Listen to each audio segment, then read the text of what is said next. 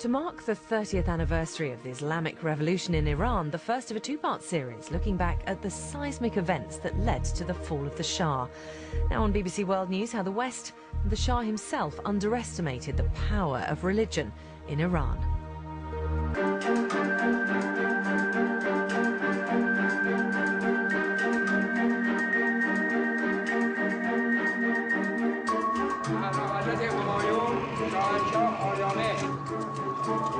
The Shah, Mohammad Reza Pahlavi, ruled Iran from September 1941 to February 1979.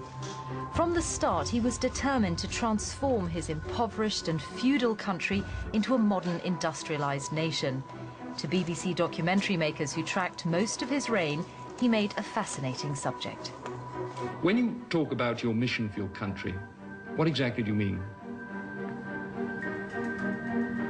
To bring our country within the limits of its possibility, natural-wise, population-wise, our intelligence, our sturdiness, our diligence, our vitality, our manlyhood,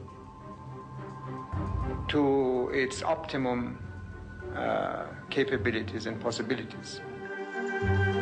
He was seen as regal, autocratic, and overambitious. But the BBC, his ally America, and even the Shah himself were slow to spot the forces that would prove to be his real undoing. I am in contact with my people. I go places and I talk to the people, and I can claim to have the pulse of my people really in my hand.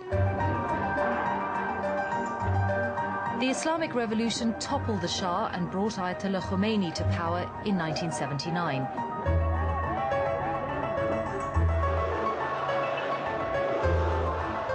It was the first religious revolution in modern history and the first televised revolution ever. There's no mistaking what this, in fact, really is. It's a massive voice of protest against the rule of the Shah. Day after day, the world woke up to images of Ayatollah Khomeini defying the Shah and the Americans. For the first time, the world witnessed the power of political Islam to change societies. The political initiative now lies totally with the Ayatollah. Now that he's back, he'll very soon announce the establishment of a government of his own.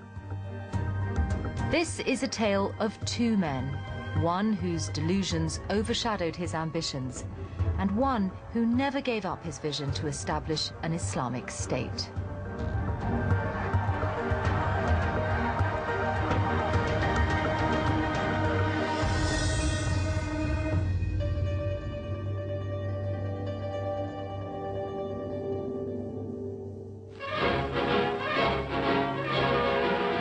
The first time BBC television filmed the Shah was in 1948.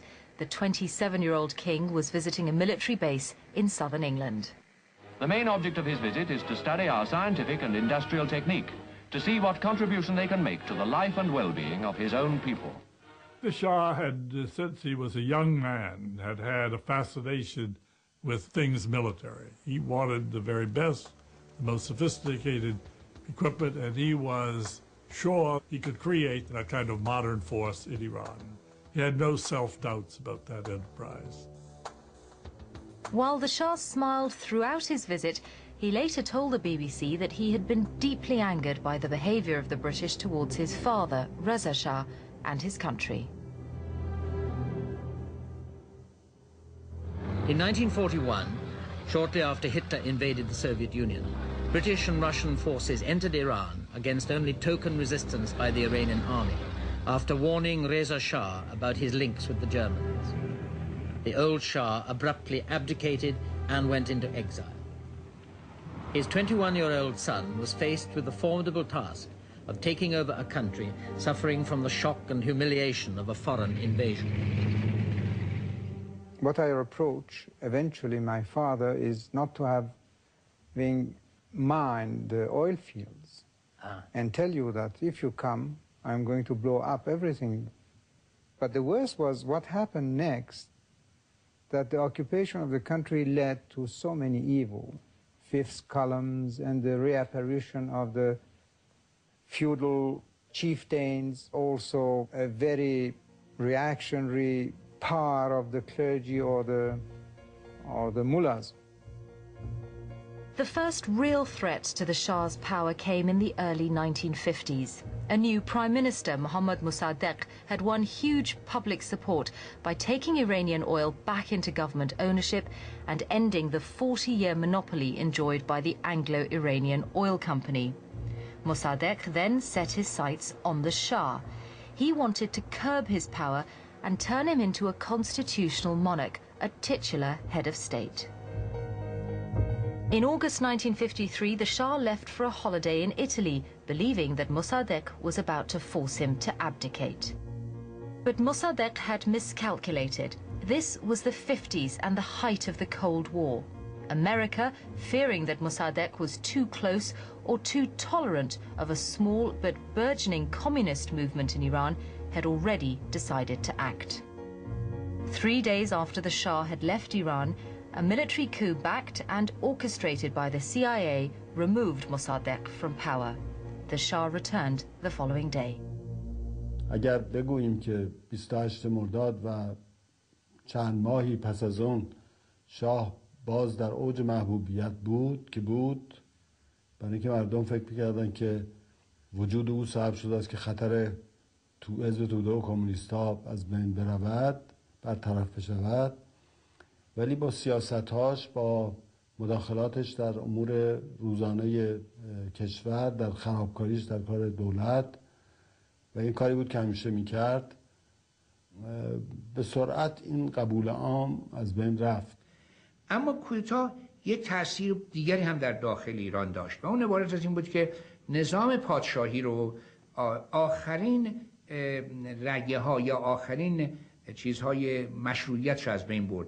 برای اینکه در نظام پادشاهی ایران حتی در دوران‌های باستانی این رسم بود که هرگاه پادشاهی به دلیل مخالفت مردمش از کشورش فرار میکرد، میرفت و بعد به کمک یک ارتش دیگری میآمد حکومت رو به دست میگرفت، اون پادشاه دیگه مشروعیت نداشت برای اینکه دیگه از دست ملتش رفته دوباره برگشته، اونم با یک دولت کمک یک دولت اجنبی.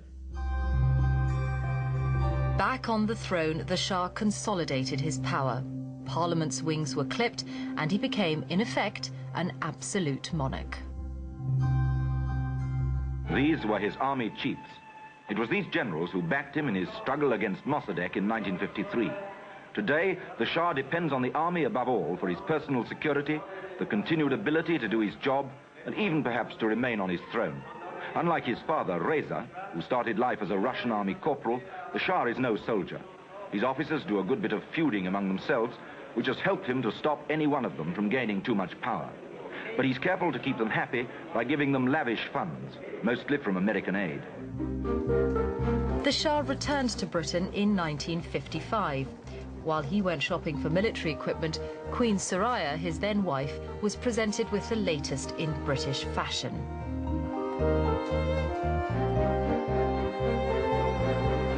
The Shah was now intent on turning Iran into a military superpower.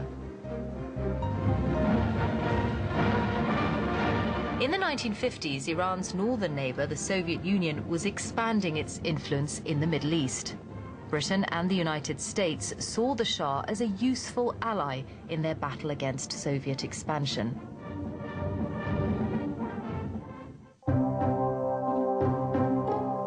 Thousands of American military and civilian advisors started to work in Iran. With them came a large and steady flow of dollars.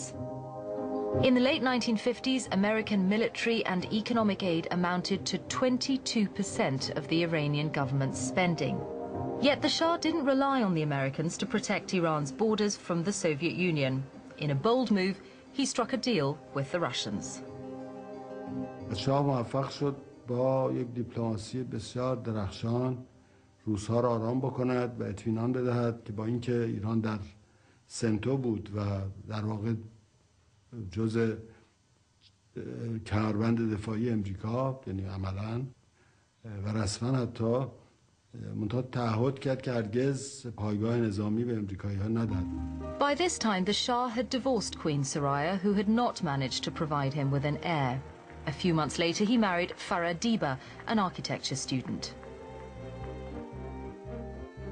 خیلی راحت منو گذاشتن. میدونی یه کسی نبود که آدم مثلا وحشت کنه باش صحبت بکنه. از یه طرفی هم خود من یه آدمی بودم که نمیدونم همون آدمی بودم که همیشه بودم و هستم. حتی اتفاقا یادم میاد راجع به موضوع یه دفعه خب بعد از چند سال ازت پرسیدم که چطور شد شما منو انتخاب کردین. بعد گفت من از سادگیت خوشم آمد و این خب برای من خیلی باعث خوشحالی بود.